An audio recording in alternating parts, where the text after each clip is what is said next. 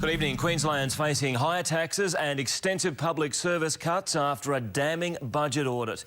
State political editor Kathy Board has been examining the shocking details of an economy that is out of control. And Kathy, it could have been worse with every household slugged $100. That was the idea, for a temporary charge to be imposed to raise $200,000 or $200 million, I should say, a year bill. The Treasurer reacted quickly to that, as you'll see shortly. Remember, the LNP was elected promising to address that issue of cost of living expenses for people. Today, the Costello audit has recommended a raft of higher taxes, and we could see a lot more public service jobs go. They dubbed it an emergency economic cabinet meeting, but only half made it. The budget review, led by former Federal Treasurer Peter Costello, was damning, slamming Labor's poor economic management and warning debts are outstripping revenue, predicting a $100 billion budget blowout by 2018-19. Interest on our debt is costing $115 million a week. Then the no-nonsense remedy. For starters, a $100 levy on all rateable properties. The government today is ruling out categorically that $100 levy.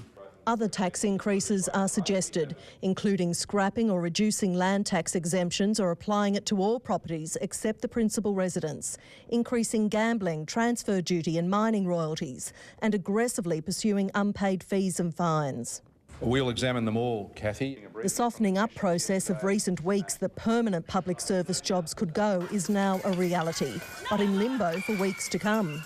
If wage claims go in excess of 3% and you're going to hold your overall costs to 3%, there's only one other variable you can deal with, and that's numbers. I expect that the final decisions in relation to many of the recommendations in here will be dealt with during the budget in September. The two-stage recovery recommends stabilising debt and then reducing it by selling commercial operations like Qfleet and GoPrint.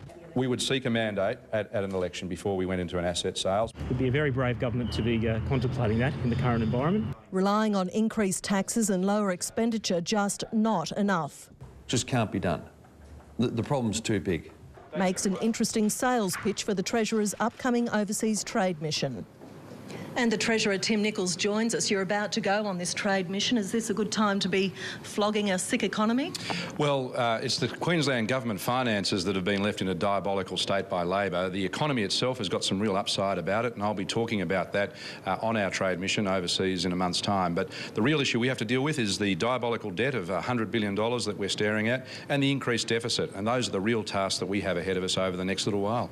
What do you say to those public servants sitting on their lounge watching you in limbo land tonight? What we're saying is we're working as hard as we can to protect as many jobs as we can, to make sure that we continue to deliver frontline services, to maintain our commitment to lower the cost of living for families. It's not their fault. We've been delivered this diabolical mess by Labor. They have effectively misstated the state of the accounts. That's what we've found out today. Our job is now to fix it up, and that's what we're going to do. Very briefly, could we cope with more natural disasters or a recession? At the moment, there's no room left to move. If there's another shock like a GFC or a natural disaster, we are really in the firing line. That's why we've got to take action. That's why we've got to do what we've been asked to do. Tim Nicholls, thank you very much. The Treasurer joining us there. Now, the reaction to the Costello audit, there's been some cheers and some fears, as Ursula Hager discovered.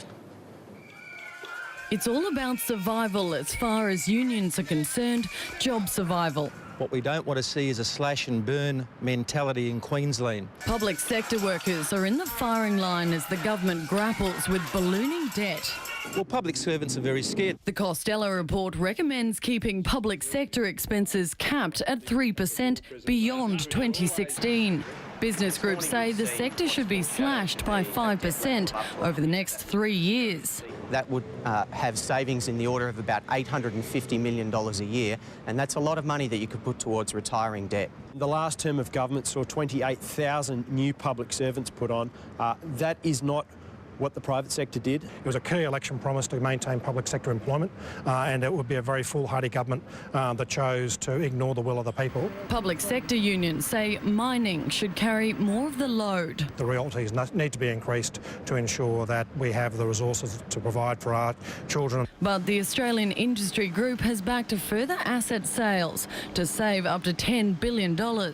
It should look at selling off the remaining power assets. So by that we mean selling off Powerlink, selling off the power generators. If you cannot, day by day, balance your books, just selling things won't dig you out of the hole. The Treasurer will brief business leaders, unions and stakeholders next week. Peter Costello's final report is due at the start of next year. Ursula Hager, 10 News. Now, the LNP MPs had a phone hook-up about this afternoon, but it could be more interesting to watch the party room meeting on Monday on another issue.